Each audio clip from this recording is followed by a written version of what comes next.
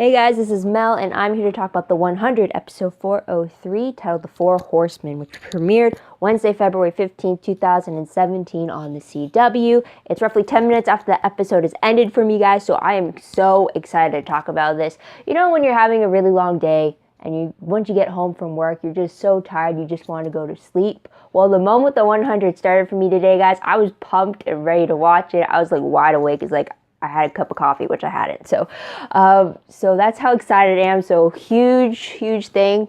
Let's start it right off. Spoiler alert. Go watch the episode first. Don't come see what I have to say until you've watched the episode. Otherwise, don't blame me if I spoil it for you, because that's kind of what this video is all about. Anyway, otherwise, all that's being said, regular video reminders are on screen right now. All right, read them through? Okay, so let's start with the 10-minute clock. And let's begin with what happened in this episode. So pretty much timeline-wise, well, I can't really give you one because I'm not sure how long it's been between now and the previous episode. We only find out how much time we don't have until, the end of the world happens. So episode reminder, though, is pretty much the radiation sickness hits. It's a reality. They see it in front of them that it's actually happens, not just something they are expecting to happen in a few months if they're lucky. So there's that. What's the episode objective? Saving people. Literally, guys, when I typed that up, saving people, I literally wanted to just continue writing and say hunting things, a family business, because I'm a Supernatural fan. But anyways, saving people from the radiation was the objective for the episode. So according to the breakdown for the story, again, we have it cut between Arcadia and Polis, two separate storylines, but it's very possible that they could kind of converge together later on, though. So reason why for Arcadia, they're dealing with the radiation sickness hitting them by the surprise arrival of Luna and the rest of her people that are still surviving get really sick, and they're being accompanied by Nico. And also, with that said, they said that on their trek there, they lost about 40 people. Roughly symptoms started around the time the fish started dying out around them, and they found out that Luna's people, the boat clan, they consumed the radiation through the poisoned fish. So it wasn't contagious to any of them. They didn't have to worry about the air being filled with the radiation. So the Arcadia is safe for now from that. So there's that issue right there. And the second storyline deals with Polis with the flame being stolen. But I'll get back to the second storyline. So Arcadia, we see Murphy coming back to steal some supplies, only to find out by eavesdropping that they only have 2 months left to live. So that leaves him and Emori to have a game plan to actually go back to Arcadia and try to win them over and get them inside the walls so that they have a better chance of staying alive. Also in Arcadia, we find out about this second Dawn cult, who apparently had built a bunker way before the first nuclear apocalypse happened. But apparently it was never sealed properly, which is what Bellamy, Clark, and Jaha went to discover. So there's a whole bunch of dead bodies inside, so it's not really a viable option for them to use like they were hoping for. So there is that. Also, with that said, Clark is forced to make a list of 100 people who have been granted a pass to be one of the 100 to live on the Ark once they shut the doors. And Bellamy's is slot number 9 or number 99, and Clark is number 100. Clark put Bellamy's name, and Bellamy wrote Clark's name in because she put him on the list. Only reason he's going to be put on the list is if she's on it with him. So there's that. But after making that list, Clark is there when it was discovered that Luna somehow is fighting off the radiation. And they realize the only difference is the fact that Luna, the only survivor now of her clan, from the looks of it, is because she's a Nightblood. So there's that. So storyline number 2, again, the flame was stolen. So Rowan recruits Octavia to find the flame and the thief behind it. We find Octavia meeting a girl named Gaia, who turns out to be not only the thief, as well as the new Flamekeeper, but she is also Indra's daughter. So because of that, Octavia tells Rowan that the flame was destroyed. It was just instead she gives him the pieces of a replica flame, and that one of the looters was the thief before she gave him his head. So there's that. and Roan warns her of the fact that there might be more people to kill in order to keep him in power type thing. Also, we found out that the word on the street is that Octavia is being called the Sky, either Reaper, the Sky Reaper, or the Sky Ripper. It sounds like Ripper when Roan says it for the first time, but I've been seeing everywhere that it's Reaper. Anyways, it's meant as death from above. So that's her new name.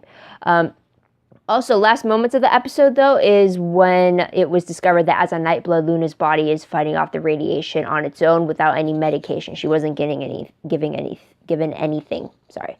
Tidbit-wise, though, was the fact that we found out that Indra has a daughter named Gaia, whose faith is being a flame keeper. So she goes around and tries to find Nightbloods who she could bring together and kind of have them go through the whole ascension thing to become the next commander.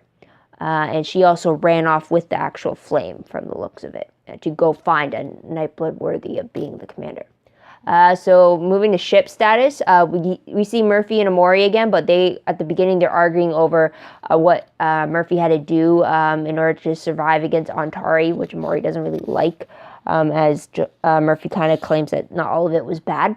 But in the end, they both agree to go to Arcadia and kind of put their skills to work to prove that they should be allowed inside.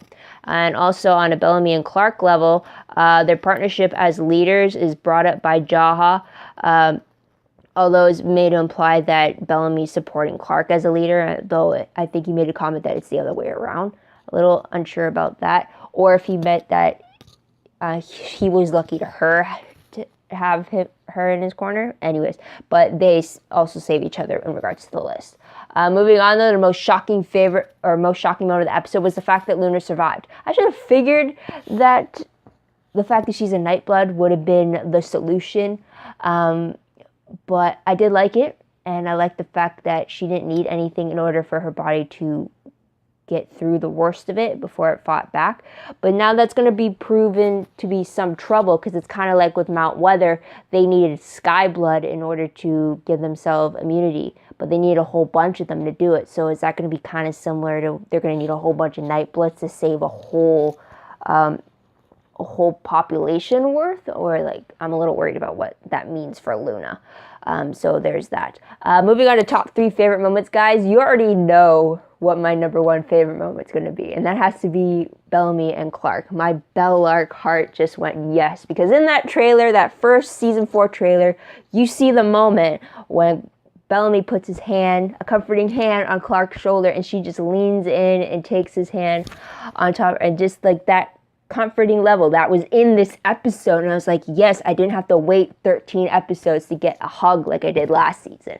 This time I got it in the 3rd episode. I'm so happy about it. I also liked the whole togetherness they are with the leadership. They're on the same page.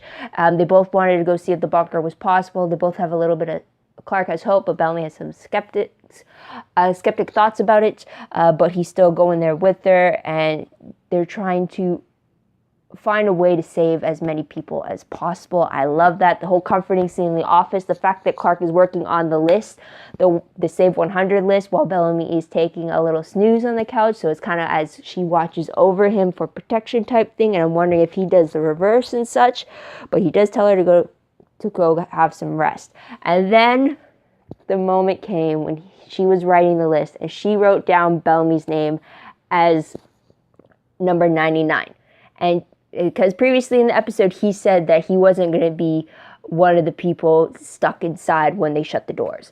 And Clark objected to that. She said, yes, you are. But he wasn't having it. So when he's asleep, she writes his name as number 99. And she doesn't immediately fill in 100. Still contemplating over the fact, do I save myself or do I leave it open to somebody else? Bellamy wakes up, and he says, if I'm on that list, you're on that list. So in other words, the only way I'm going to accept being on that list is if you are also on that list, Clark. And she struggles with the fact that I can't. It's like I can't save myself if I can save someone else type thing. And he writes her name down. He even said, you write yourself in or I'll do it for you. And he does. He puts her name right below his. And I was like, yes, the fact that I love the fact that not only that she put his name down because she wants him to survive out of everything, knowing that he doesn't want to take a spot away, she puts his name down because, according to Raven, she's the one that gets to decide who lives and who dies, as it's her specialty. So she puts his name down. And the fact, okay, I'm on the list. That's all Bellamy's got to say. But he's only going to accept the fact and not fight her on it if she is on the list as well. Meaning he's not going to accept himself being inside safe while she's outside dying. So it's like, yes, I approve. Ending on that huge Bellamy and Clark moment, I'm like, all right, I'm good. I'm like really good. So like, there's that. Second favorite moment, because the timer is about to go up in less than 10 seconds, is the fact that Rowan goes to Octavia when the flame is stolen. Immediately after he finds that it's missing after his training session, and there is the timer, he goes to recruit Octavia. Out of anyone he could have talked to and gotten help for, he goes to Octavia. And I absolutely love that. And it wasn't just like, oh, it's been missing for an hour, or I've tried searching everywhere and I can't find it. No, the moment he knew that it was gone, he went straight to her. And I like it. I'm interested to see where this dynamic could go for Rowan and Octavia, kind of like with Rowan and Clark. And then to find that he was warning her, saying that that there might be more people you'd have to kill to kind of keep me in power. And she was kind of like, well, accepting the fact that, okay, bring it on type thing. And so that was great. And then also he commented to Indra the fact that the way that Octavia operates, to kill one person to save 1,000 people is a great politics, he was saying, or something like that, or a great way to lead, or a great way to work type thing. He definitely likes the way she operates. So I'm definitely liking where this could possibly go for them. So there is that. Third favorite moment, though, for the episode, I have to say the fact that Luna's blood, her night blood, could be their salvation. I'm a little worried what that could mean for Luna, though, but I do like that that is a viable option in some way, shape, or form. Does that mean they have to find a way to synthesize her blood, make some kind of antibodies for them, and then disperse it to everybody, make some medicine out of that blood? I don't know. But hopefully they can do it within the 2 months or figure out some way to do it. So there's that. Moving on, though, top 3 peeve moments. I really don't have any. I was seriously really glad with the episode. There was a few times at the clock, I was looking at the clock and I was like, really? Only that much time has passed? And it's just because like so much has happened, or I wanted to get to the next section to see what had happened at that point. So I didn't have any problems with it. So moving on, though, but what will I remember most when I look back on this episode? Maybe the fact that we got to see the return of Luna. Is she going to be here for a little while longer than the 2 episodes we got her last season? I hope so, but I forgot to mention it, but I did like the fact that she brought up the treatment she had given Clark and Bellamy when they tried to go to her for help, and she just kicked them off.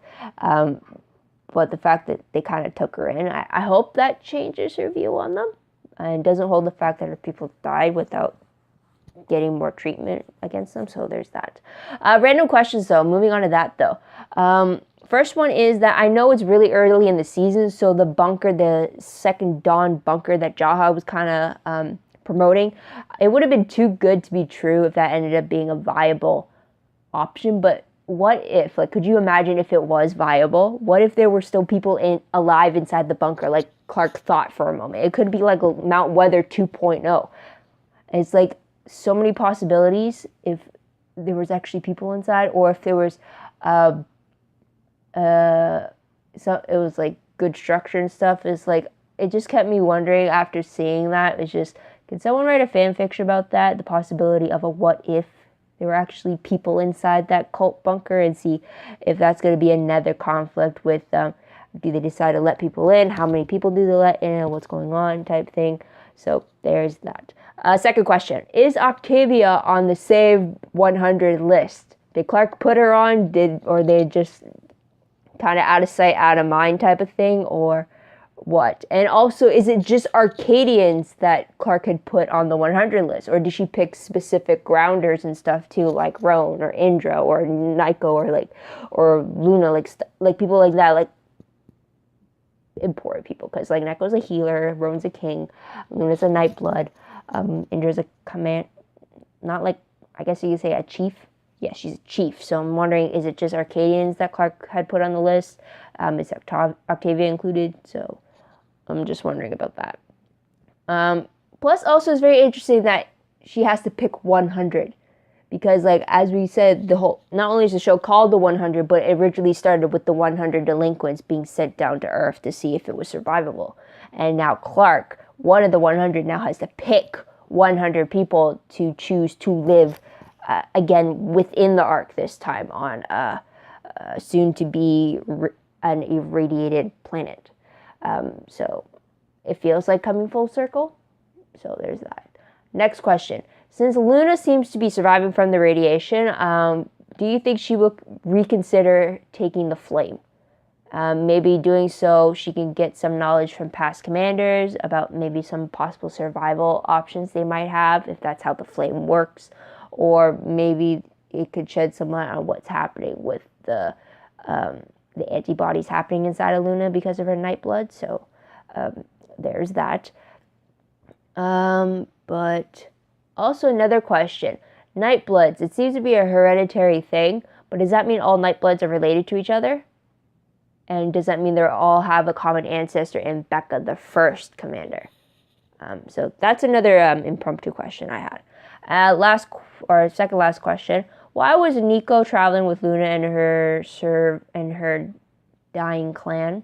I mean, he's from Tree Crew, so why was he with the boat clan? And it's not like they could have called him asking for like a visit, a doctor visit. Like, oh, what is it called? I forget what it's called. Shoot. Yeah, I forgot what it was called anyway. So I was a little curious about that. Glad to see that Nico's still alive and he wasn't suffering from the radiation, because I do like him. I do like Nico. Last question though. Does this mean that Luna's clan has now been killed off, with Luna being the only surviving member left? Does that now mean that there are only 11 Grounder clans? Since originally there was 12. Or there was 12 part of the coalition, so does that mean that there's only 11 now?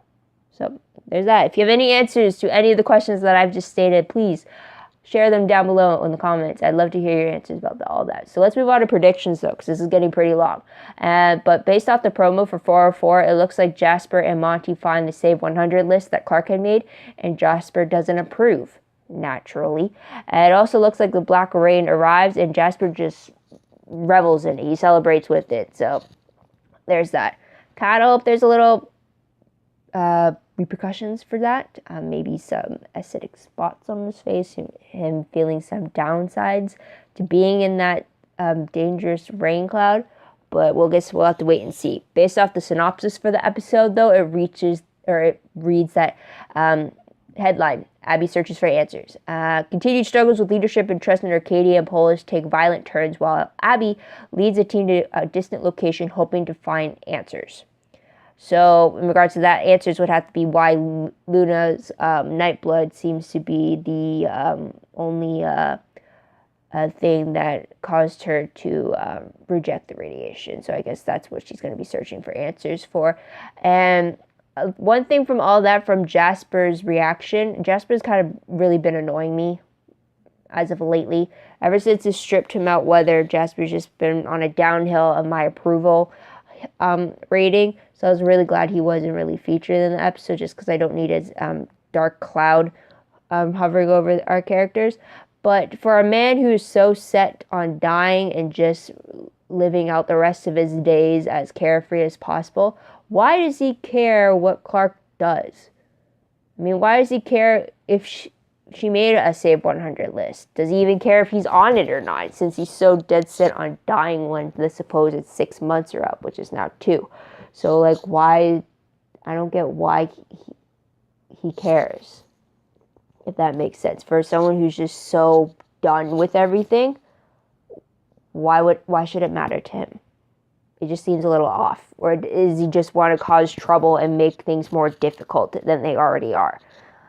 So there is that. I do miss season 1 Jasper, and a little bit of season 2 Jasper.